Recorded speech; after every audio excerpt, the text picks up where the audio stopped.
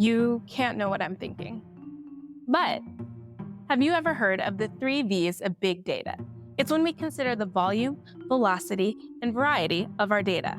What about the later coined 4 V's of big data, where we also consider the value? This list has been added to, where we have the 7 V's or even the 10 V's. At Elder Research, we have the 42 V's of big data and data science. You can find them all fully explained in this article by Tom Schaefer. At Elder Research, we have the vision for boundless innovation. Not only do we consider the validity and the visualizations of our data in every single project, we consider the vaticination. We consider the viscosity. When I asked ChatGPT how they felt about the expansion of the 3 V's of big data to the 42 V's, they gave me a list of 10. 10 V's, ChatGPT? How vanilla. At Elder Research, we're not only revolutionizing how we consider big data, we also apply that innovation to our timekeeping method. If it's 2 o'clock in Alaska in local time, I know it's 5 o'clock in Central Standard, and I know it's 6 o'clock in Eastern. These might be important things to know before I pick up the phone to call a friend. Well, what if I don't want to convert to local time?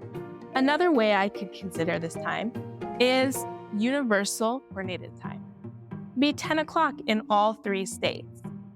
Now, those are 2 great ways to think about time. When I asked ChatGPT, what are the most efficient ways to think about time? ChatGPT told me UTC is it. I say, that is so blasé, passé, trite, with no variety. Here at Elder Research, Evan Wimpy has laid out multiple ways to consider methods of time. You can find the article here. Now, Bayesian time, static time, those all are possibilities. I would argue our most productive time at Elder Research was when we were operating under static time. It was 12 o'clock all day, so we finished boundless amounts of work in just 1 hour. Revolutionizing timekeeping?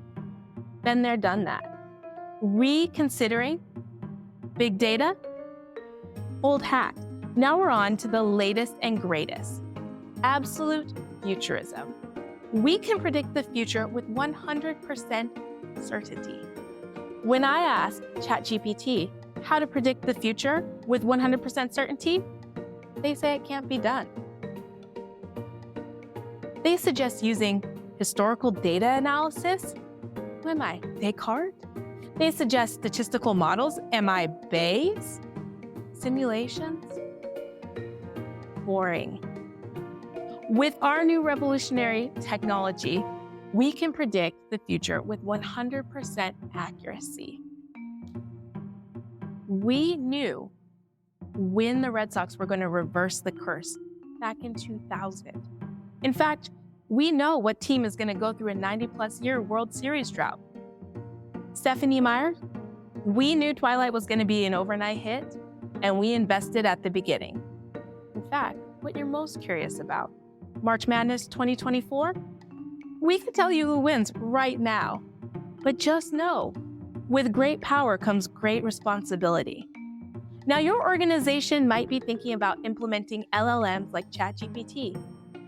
That might be great. Just know you're possibly 10 steps behind Elder Research's patented absolute futurism, where we predict the future not with marginal certainty, but with 100% accuracy. I am so confident in this, I even know what you're thinking right now. Don't believe me? Check the beginning of the video.